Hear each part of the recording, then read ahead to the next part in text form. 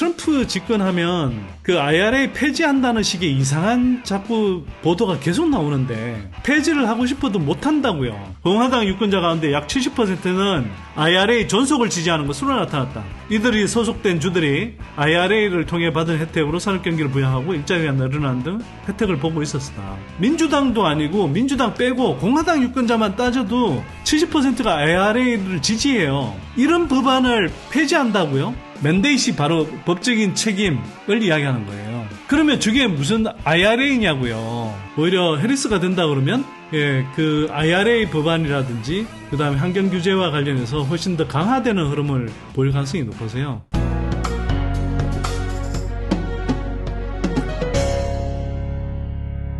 저때 이제 하우스 리퍼블리컨스는 이제 미국 공화당 18명의 하원 공화당 의원들이 Not to target IRA Clean Energy Tax Credits. 이건 뭐냐면 쉽게 말해서 IRA 세액공제 혜택에 대해서 건드리지 마라 라고 이제 이야기를 했다는 거예요. 트럼프 집권하면 그 IRA 폐지한다는 식의 이상한 자꾸 보도가 계속 나오는데 폐지를 하고 싶어도 못한다고요. 왜? 일단 그 상하 양원을 통과해야 되는데 보세요 저거. 18명의 공화당 하원 의원들이 민주당도 아니고 공화당 하원 의원들이 IRA 텍스 크레딧 주는 거 그거 폐지하면 안 된다라고 이야기하는 거거든요. 그러면 그 하원에서 어떻게 통과시킵니까? 못하잖아요. 못해. 그리고 여러분들이 트럼프의 의도를 잘 읽으셔야 돼요. 트럼프는 계속 이야기하는 게 뭐냐면 IRA 때문에 중국 좋은 일만 다 시켜준다 이렇게 이야기하는 거거든요. 왜냐하면 중국에 대한 광물 의존도 뭐 소재 의존도가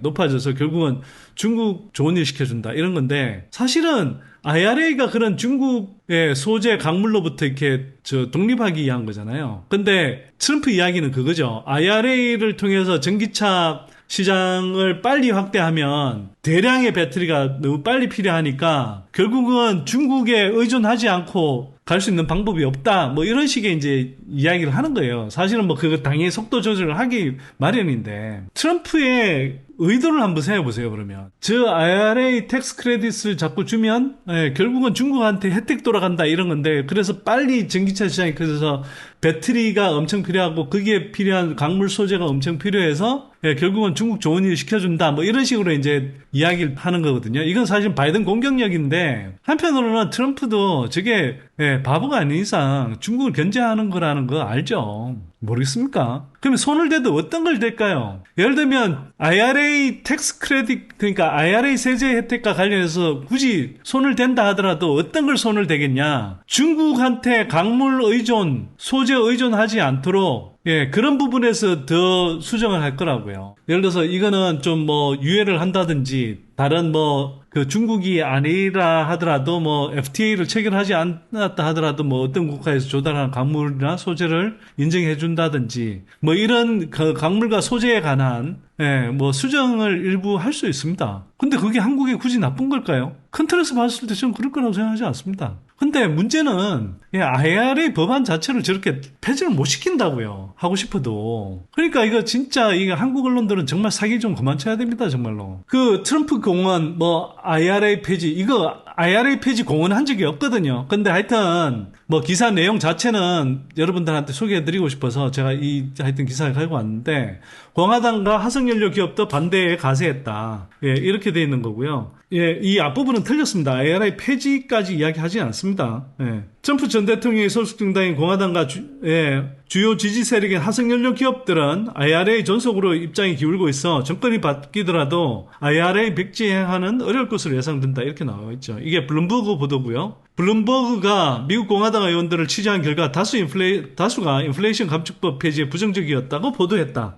그 18명이 아마 전부가 아닐 수도 있습니다. 저 사람들이 뭐 어쩌면 공식 서한을 이제 뭐 한 거지 그렇게 공식적으로 드러내지 않더라도 기본적으로 자기 지역구에 IRA 세제 혜택에 따라서 공장을 유치한 정치인들은 어떻게 반대하겠습니까? 저걸 그러니까 어떻게 IRA 폐지에 찬성하겠습니까? 트럼프 전 대통령이 IRA는 친환경 사기 행각이라고 말한 적 없고요.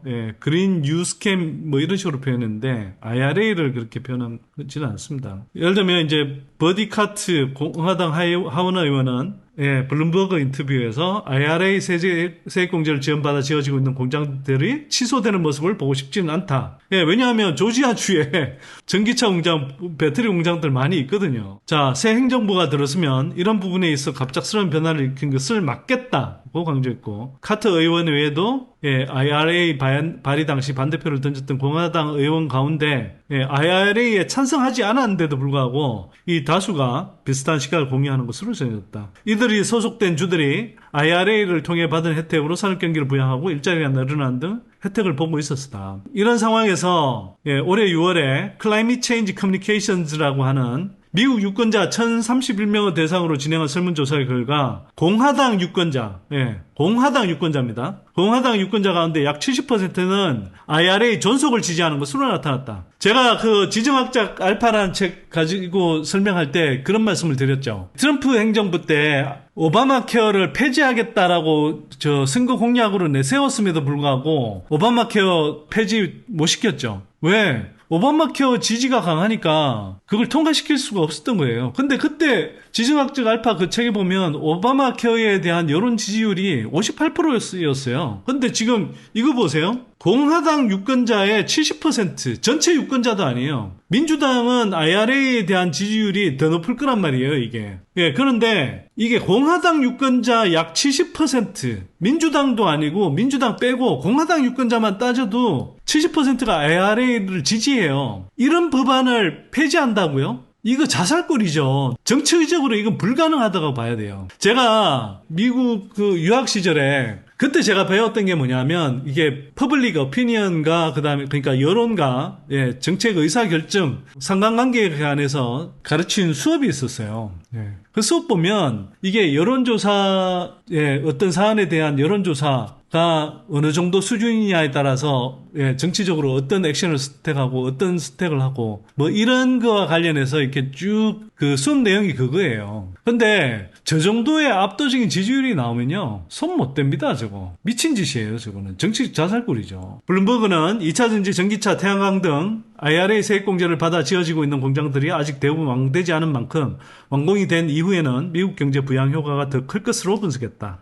그래서 척 플레이시만 그 공화당 하원 의원은 만약 트럼프 행정부가 들어선다면 정부 관계자들에게 IRA가 우리 주에 미치는 배터리 공장에 미치는 경제적 효과를 설명할 것이라며 아주 긍정적인 메시지를 전달할 준비가 돼 있다고 말했다. 그 다음에 정치권뿐만 아니라 트럼프의 핵심 지지 세력인 화석연료 기업들도 IRA 폐지에는 부정적인 것으로 나타났다. 그 미국 텍사스주에서 열린 글로벌 에너지 컨퍼런스에서 미국 화석연료 기업 관계자들은 대체로 IRA 존속을 지지하겠다는 입장을 나타냈다. 왜냐? 벌써 이해관계자가 돼 있거든요. 엑슨모빌 CEO는 바이든 정부의 IRA를 전폭적으로 지지한다며 IRA는 탄소 감축을 위한 특정 기술만이 아닌 모든 기술 분야를 적극적으로 지원하고 있다는 점에서 높은 점수를 줄만하다고 평가했고요. 친환경 프로젝트를 모두 지원하는 IRA에 따라 화석연료 기업들의 수소, 재생에너지, 탄소 포집 기술 프로젝트 등도 세액공제를 받고 있기 때문에 이들도 수혜자라는 거예요. 설계를 그렇게 했죠. 미국 석유협회 회장도 인터뷰에서 우리 협회는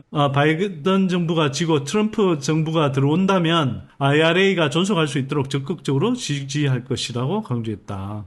그래서 IRA 백지화 안 된다는 겁니다, 이거. 이 기사도 좀 읽어보시면 좋을 것 같습니다. 왜 이런 기사는 우리가 흔히 말하는 이렇게 좀 주류 언론사들에서 왜 보도를 안 하는지 저는 모르겠습니다, 진짜로. 전직 EPA 국장, EPA는 미국 환경보호청 말하죠. 트럼프의 전기차 의무화 종료 발언 비판, 이렇게 돼 있는데, 물론 EPA 그 국장 출신이니까 트럼프의 그런 어떤 스탠스에 대해서는 상당히 좀 비판적일 가능성이 높죠. 기본적으로는 이 내용 자체를 좀 여러분들이 아실 필요가 있습니다. 취임 첫날 전기차 의무화를 종료하겠다는 발언에 대해, EPA 교통 및 대기질 사무국 전임 국장이었던 마고 오게라는 사람이 실현 불가능한 주장이라고 지적했다라고 돼 있고요. 이분이 이제 EPA에 32년간 근무했는데 포버스에 기거한 글을 보면 그 미국 연방 정부는 전기차 의무화를 강제한 적이 없으며 트럼프의 발언은 사실과 다르다고 밝혔다. 예. 보기에는 어떤 자동차 회사도 전기차를 판매하도록 강요받지 않고 당연하죠, 이건. 예, 소비자 역시 전기차를 사도록 강요받지 않는다며 바이든 행정부의 정책은 소비자에게 깨끗한 공기와 더 저렴한 에너지 비용을 선택할 수 있는 자유를 준다고 강조했다. 또한 트럼프가 말하더라도 취임 첫날 기존 환경 기준을 폐지할 수는 없다고 덧붙였다. 그녀는 석유회사가 후원한 TV 광고에서 EPA가 전기차를 의무화하고 가솔린 차량을 금지한다는 주장도 사실이 아니라고 비판했다. 소비자를 휘발유 가격과 주유소에 묶어두기 위한 잘못된 정보라는 것이다. EPA는 가솔린이나 디젤 차량 판매를 금지한 적이 없으며 최근 발표된 청정 자동차 기준 역시 전기차 판매를 장려할 수는 있지만 의무화는 아니라고 설명했다. 보기에는 EPA 규정이 수십 년 동안 자동차 제조업체가 깨끗한 공기와 배출 목표를 충족한 차량을 개발하도록 설계되었다고 강조했다. 여기에는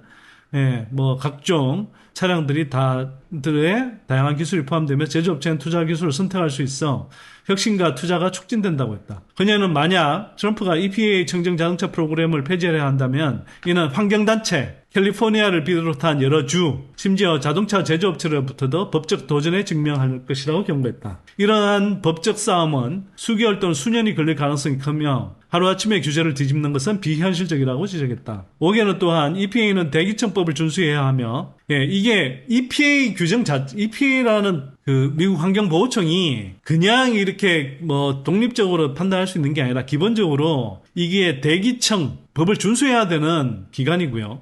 그래서 그 규제 기준을 뒤집는 것은 단순한 대통령의 행정명령으로는 불가능하고 법적 검토와 대중의견 수렴, 제안 및 마무리 등 시간이 많이 걸리는 절차가 필요하다고 덧붙였습니다. 그 다음에 이게 또 중요한데 전에도 제가 말씀드렸죠. 한병화 의원이 몇 년 전만 하더라도 트럼프 그때 1기 때만 하더라도 트럼프 1기 상황에서도 캘리포니아 주 연합이 그 별도의 트럼프 행정부에 맞서서 그 차량 연비 규제를 발표하고 그 가이드라인을 설정해서 전기차 제조업체들이 그 가이드를 따를 수밖에 없도록 했다고 이제 말씀을 드렸는데 여기 똑같은 이야기가 나와요. 캘리포니아를 비롯한 17개 주 이상이 참여한 클린카 프로그램은 앞으로도 강력하게 추진될 것으로 예상되며 미국 내 전기차 판매는 이미 전체 자동차 판매의 10%를 넘었다고 밝혔다. 그녀는 전기차 산업이 일자리 창출에 큰 기여를 하고 있는 만큼 이를 무너뜨리는 것은 불가능할 것이라고 강조했다. 여기서 이게 그 폴리티코라는 미국의 정치 전문 매체, 상당히 유명한 매체입니다. 폴리티코에서 그 보도한 내용인데 제가 이 부분이 보여서 좀 갖고 왔어요. 제발 한국 언론들 좀 정신 좀 차려라 제발. 사기보도 거짓보도 좀 그만해라. 저기 뭐라고 돼 있냐면 이 기사에 제가 일부러 이 표현이 보여서 갖고 왔어요. 저 하단 문단 보시면 The former president 이렇게 돼 있잖아요. 저게 이제 그 트럼프를 이야기하는 거예요. 트럼프는 EPA, 그 미국 환경보호청의 그 차량과 트럭 오염에 관한 배출가스에 대한 제한, 연비 규제를 말씀하는 거죠. 연비 규제 및 그 테일파이프 가스를 이야기하는데 그거 이제 배기가스에 대한 규제, 제한을 과장해 왔다라고 이야기하는 겁니다. 이게 트럼프가 맨날 폐지하겠다고 하는 게 IRA를 폐지하겠다고 한 게 아니고요. 전기차 의무화를 폐지하겠다 이렇게 이야기를 하죠. 그 원문을 보면 맨날 EV mandates를 폐지하겠다 이렇게 이야기를 해요. 그리고 저걸 이제 전기차 의무화 이렇게 자꾸 표현하는데 의무화가 아니라 mandates는 단순히 의무를 이야기한 게 아니라 어떤 법적 책임. 근데 저게 이제 결국은 EPA가 앞에 이야기한 것처럼 미국 환경보호청이 저게 그냥 전기차 또는 친환경차 또는 친환경 기술을 촉진하기 위한 장려책일 뿐이지만 트럼프는 저걸 이제 의무화 규정이다, 법적 규정이다 이렇게 이제 자꾸 과장을 하는 거고 저걸 EV mandate이라고 표현하는데 과장이라고 이야기를 하잖아요. 그 과장이라고 하더라도 뭐냐 하면 저게 EPA의 연비 규제, 배출가스 규제를 트럼프는 전기차 의무 규제라고 표현하는 겁니다. 맨데이시 바로 법적인 책임. 이야기하는 거예요. 그러면 저게 무슨 IRA냐고요. 제가 계속 이야기했잖아요. 트럼프가 이야기하는 것은 IRA 규정을 폐지하겠다는 뜻이 아니고 전기차 의무화라는 것이 저게 공화당 관점에서는 자동차 업체들 로비를 받아서 측면도 있겠지만 미국 소비자들의 선택권을 줄인다.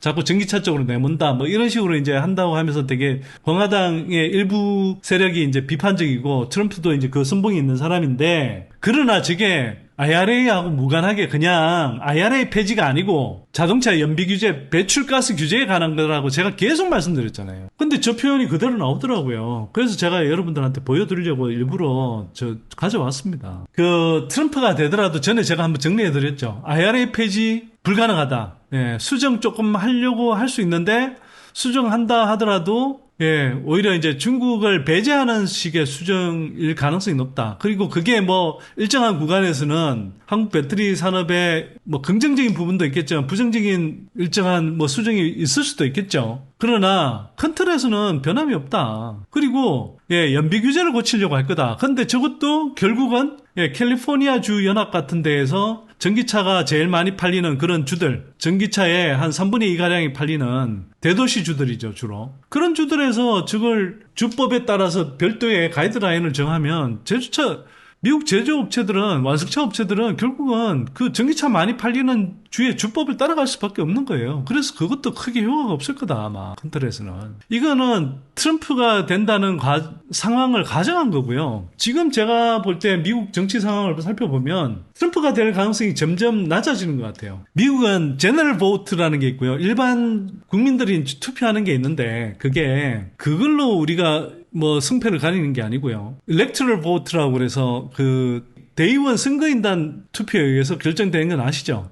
그거는 그 주들이 다 독립하면서 그 주들을 엮어서 이제 연방국가를 만들자고 하다 보니 그 면적이라든지 주별 면적이라든지 또는 그 주별 유권자의 수라든지 이런 것들을 그 차이가 너무 커서 뭐 그 주를 대표하는 사람들한테 권한을 적게 주거나 그 숫자를 줄이거나 뭐 등등 하면 그런 주들이 안 하려고 할 거 아니에요? 연방에 안 들어오려고 할 거 아니에요? 그래서 그걸 다 묶어내기 위해서 사실은 이제 그 주별로 선거인단 제도를 채택한 거죠. 대통령을 뽑는 제도를 하원하고 상원을 뽑는 것도 좀 사실 이제 이 주별로 적절하게 이제 타협을 해서 이제 그렇게 뽑는데 대통령 선거도 마찬가지예요. 그래서 미 대선을 잘 모르신 분들은 이걸 좀 이해하셔야 되는데 결국은 뭐 총 투표 수에서 국민 전체적으로 이렇게 이겼다고 뭐 당선되는 게 아니고 주별로 할당돼 있는 대통령 선거인단을 누가 많이 가져가느냐에 따라서 결정이 됩니다. 근데 이 주별 선거인단은 거기에서 한 표라도 많이 잊은 각 주별로 한 표라도 일반 유권자 투표에서 한 표라도 더 많이 가져간 정당이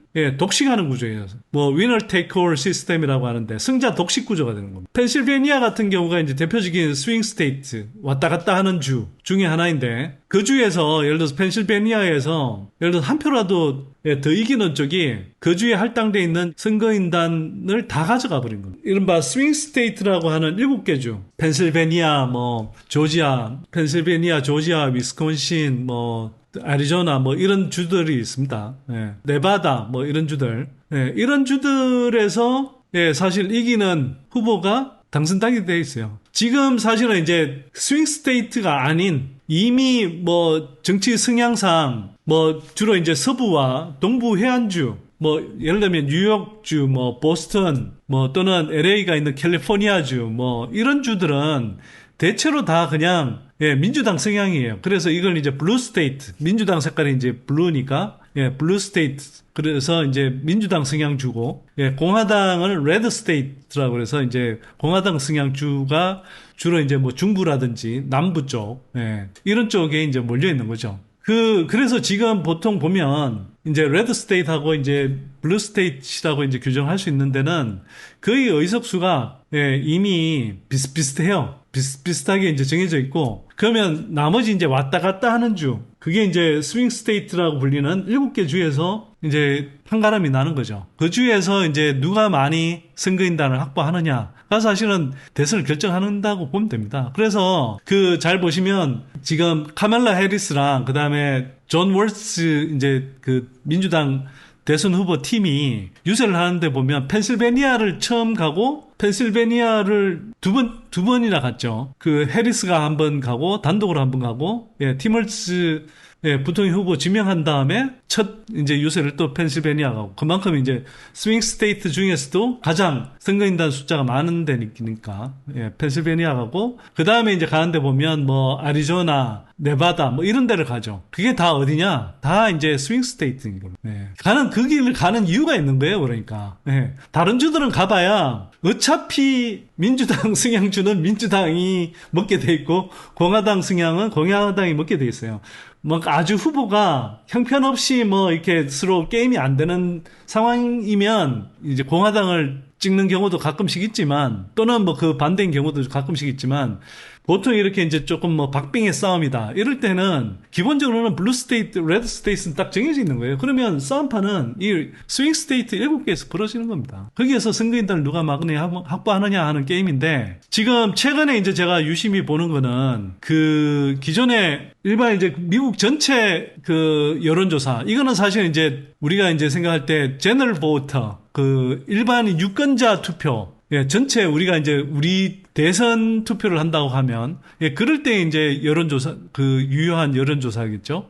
그런 관점에서 보면 이제 뭐 거기에서 이미 카밀라 해리스가 뭐 앞선다 이런 이야기가 나오지만 그 스윙 스테이트에서는 계속 이제 뭐 그 지금까지 좀 뒤처져 있거나 앞선다 하더라도 박빙이거나 또는 뭐 그냥 지금 뭐 호각지세다 뭐 이런 식의 이제 그 보도가 많았는데 최근으로 올수록 스윙 스테이트 쪽에서도 카밀라 해리스가 앞서가는 주들이 상당히 나오고 있다. 근데 팀월스를 딱 지명하고 그 사람 그 스피치 하는 걸 제가 딱 봤는데 그리고 이 사람이 이제 살아온 성장 스토리가 보이는 거잖아요. 인생 스토리가 보이잖아요. 야 이거 진짜 그냥 잘 골랐다 이런 생각이 딱 들더라고요. 왜냐하면 미국 사람들이 미국의 평범한 중산층 서민들이 좋아하는 정말 보통 미국인 출신인 거예요. 이 사람이 미국 시골 출신이고 20 몇 년 동안 미국 주방위군에서 복무했고 아버지는 한국전 참전했고 그 주방위군에서 나와서는 이제